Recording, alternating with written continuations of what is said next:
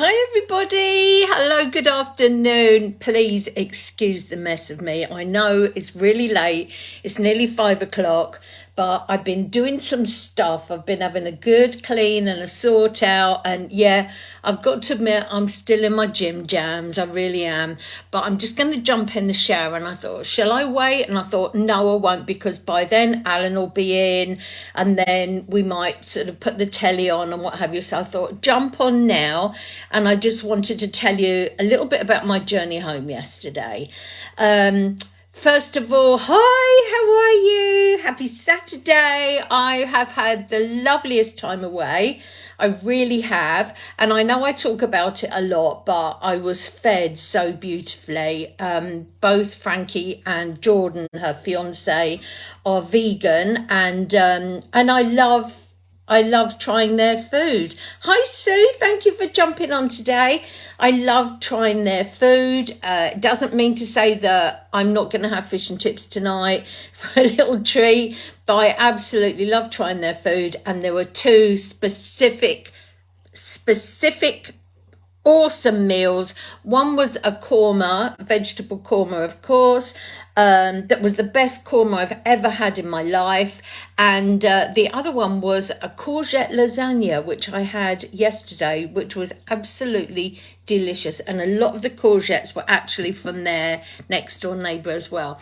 So I just wanted to come on today. I'm going to get like back to normal with putting on my makeup and that sort of thing, ASAP. If not tomorrow, then on Monday. But I just thought I'd tell you, we had a bit of a situation on the way home yesterday. All was going really, really well.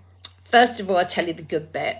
So all was going really, really well. And the last leg of the journey is from Grantham to Skegness. Now, Grantham to Skegness is probably the longest leg of the journey. It's over an hour, probably about an hour and a half, and we never used to get Wi-Fi on there. That was before I had my own 4G sort of thing. We never used to have Wi-Fi on there, but now we do. But anyway, that's another story. But it was always like, really felt like the longest leg as well. And it was so busy yesterday. I think obviously there's lots of people coming to Skegness on holiday and people going, home maybe that have been to Skegness. So it was like really, really busy on all the trains. But I got on this train, and there was one little end compartment, and in actual fact I thought it might be first class because it looked so nice in there. The seats looked really, really comfortable. They were almost like bucket-like seats, do you know what I mean? Anyway, there was a young family in there, but the girl had got her handbag on one of the chairs, and I thought, I'm sorry, I'm not standing for an hour and a half. So I said, do you mind if I sit there? And the husband sort of went, oh, no, that's fine, absolutely fine. He said, do you want some help with your case? He put my case up on the sort of luggage rack on top because there wasn't a separate one.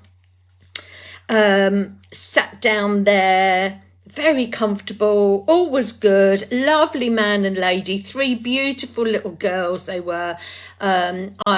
In an hour and a half, of course, you find out quite a lot, don't you? So she were little girls. There was Elsie, who was 5. She was busy colouring and doing things like that. There was, I think they called her Fifi most of the time. Another part of the time it sounded like Thea, but maybe it was Fia, maybe she's Sophia, I don't know, but she was Fifi most of the time. She was 3 going on 13 and a right little chatterbox. And there was Marnie, who was in the pushchair most of the time, and she was 1. Hi everybody that's just jumped on. I have already apologised for the state of me. I'm just about to jump in the shower, and I've had a busy but good day, good productive day today. So anyway, I had a lovely time with those kids. I mean, the husband said, oh, you'll be wishing you hadn't sat here. But no, I wasn't. It was so lovely. At one point, even little Fifi sat on my lap, the 3-year-old. She wanted to cuddle, and the mum was cuddling the baby. And I said, I wouldn't mind a cuddle. So she said, oh, yeah, okay, I'll give you a cuddle. So she sat on my lap for literally about 30 seconds, but that was okay. That was okay. I really enjoyed it. And by the end, I was grandma to little Thea. And she kept calling, Grandma, Grandma, and she was like putting her hand out to me as they were getting ready to go. And I said, you can call me Grandma Lorna or Grandma on the train. And the mum and dad said she will be talking about you for weeks now. She was such a little sweetie, she really was. I said, oh gosh, I hope she doesn't put out the rest of the family sound like she's got another grandma. So that was really cute. They went off, they were getting a taxi to Butlins. They were going to Butlins for the weekend, bless them. They were so excited. And I was getting on the bus. So I knew I had about 20 minutes or so to wait for the bus, and that was all good. I sort of stood at the bus station waiting. Bus came, correct sort of time, and I was got on the bus, sat myself on one of the higher seats down the bottom so I could have a good view. It's an hour and 10 minutes. It's quite a long journey, but it's okay. It's a nice view. Do you know what I mean? You're going along sort of the seafront and in and out of the little towns and villages going towards Mablethorpe. And all was good until we got to, I think it was the very first bus stop. And there were loads of people around, and I could hear this young lad. This young lad was really shouting and swearing and what have you outside, and he was definitely on something. I don't think he was drunk. I think he was on something, and bus full of people and what have you, and I could hear him shouting at somebody behind, calling him a fat bee. That sounds like basket, but it isn't. And I guess the driver had got him like in his eye line, and as he got up and sort of pushed past lots of people to get on the bus, and I didn't realise what had happened, but apparently the bus driver had told him he wasn't going to take him because of his language and the way he pushed on the bus. Anyway, he just punched through the the perspex thing that the driver has like now in front of him. Thank goodness he did have that, because he just sort of punched through that, and the poor driver was left cut with a big cut all the way down his forehead like this.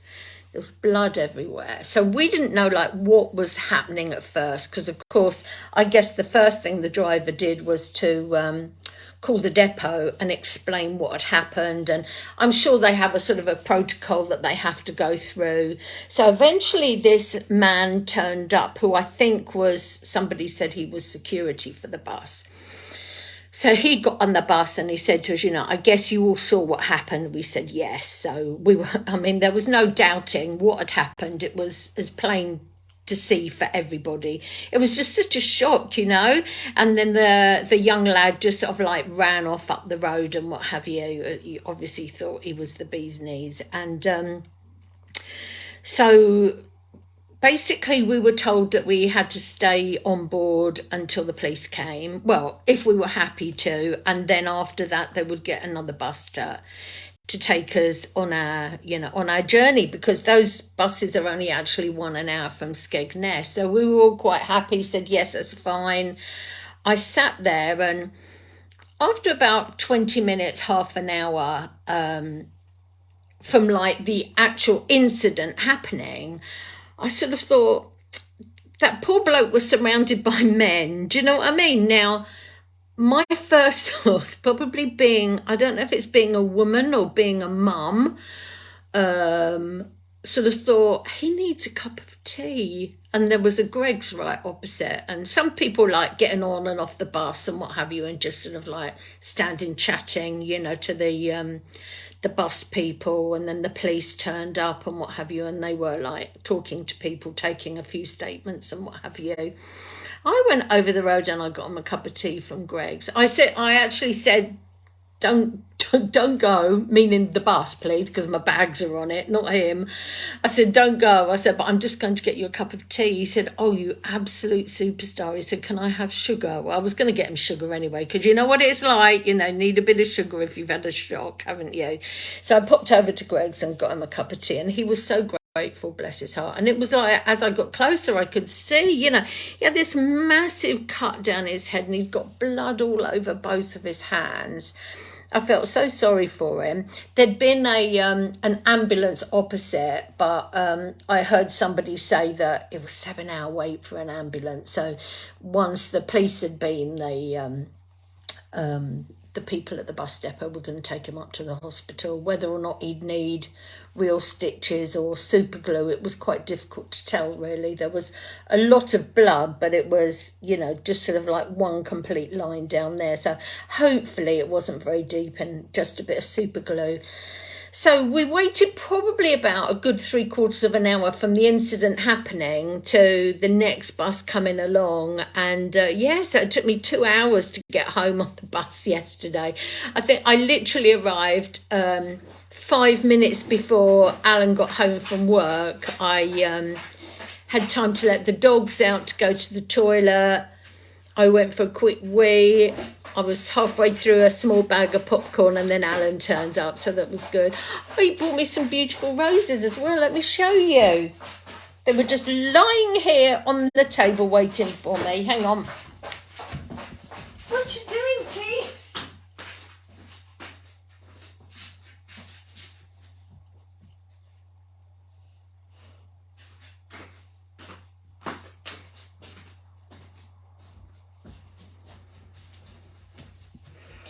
How beautiful are these?